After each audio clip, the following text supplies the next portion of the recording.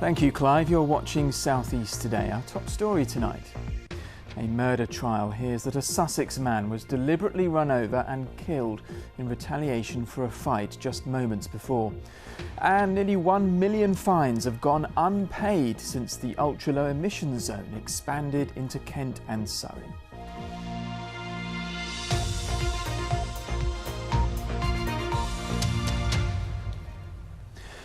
Hello, I'm Charlie Rose. First tonight, a court has heard that a man was deliberately run over and killed in a Sussex town in retaliation for a fight which had taken place just moments earlier. Jack Field died at the scene in Hailsham after a night out with friends last November. Kyle Dumble, who denies murder, is accused of reversing towards a group of people at speed. Sarah Smith reports. It was late in the evening last November when the peace of this residential street was shattered, turned into a scene of carnage. These drone shots taken by police the next day show a car shunted onto the pavement by the force of impact of the 4x4 driven by Kyle Dumble. The prosecution in his murder trial says he leapt into the driver's seat of his friend's Mitsubishi Shogun, similar to this one, after his friend got into a fight with a group of men on their way home from the pub. The jury has been told it will hear from witnesses from that night who saw the defendant repeatedly driving at speed towards the men, then reversing into cars between which two of them were trying to take cover. One of them was Jack Field. He ended up on the ground, the court heard, after the red car he was standing behind was rammed onto the pavement, and Kyle Dumble then drove over his head. It was murder, said the prosecution, because the defendant was intending really serious injury to those who were standing there. When you drive a large 4x4 at a human being, she said, we say that is what you are intending. Kyle Dumble told police he'd driven at the group to protect his friend, that the car had a faulty gearbox, which meant he'd accidentally gone into reverse. He denies murder. Sarah Smith, BBC South East Today, Brighton. The MP for Brighton Kemp Town has been suspended by the Labour Party over a complaint about his behaviour. Lloyd Russell Moyle has been told by the party he will not be eligible to be a candidate at the next election. He told this programme he believes it is a vexatious and politically motivated complaint about his behaviour 8 years ago and will cooperate with the investigation process to clear his name, adding that he believes he will be fully exonerated. Overseas students struggling with tuition fees amid a currency crisis in Nigeria have been told they will not be removed from University of Sussex courses. The Student Union had revealed 1,009 students were warned in April of possible action to withdraw them from the university if they did not pay by this Friday. On Tuesday, students were sent an email from the university to confirm no one has been or will be removed from courses because of debt.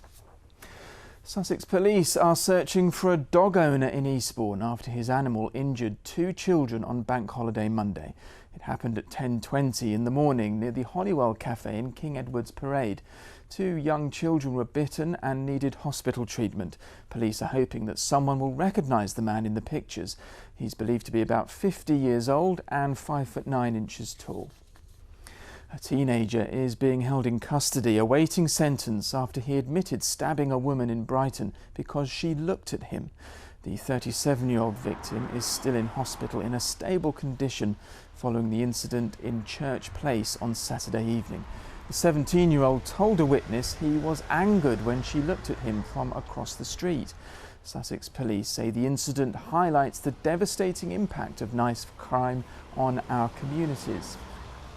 New figures show that almost 950,000 ULEZ fines, totalling more than £218 million, haven't been paid since the ultra-low emissions zone was extended into Kent and Surrey. Of those outstanding fines, 200 have been issued to one single vehicle, and they come to nearly £50,000. Opponents of the expanded ULEZ scheme say the bigger zone is having a significant financial impact on residents and businesses. A lot of places that do sit on that boundary, like Biggin Hill, don't have the amenities on their doorstep.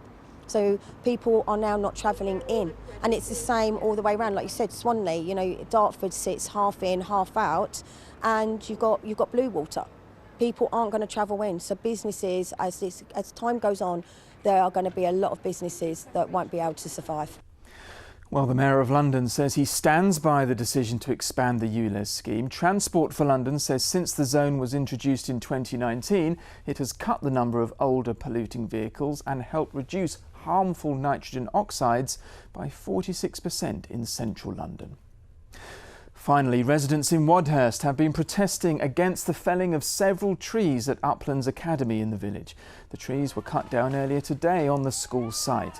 Around 20 residents gathered with security and police officers also present. Mark Education Trust, which runs the academy, says it was making the access to the school safer.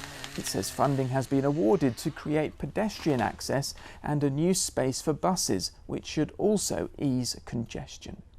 I feel incredibly sad. I feel really sorry for the village, for all our residents.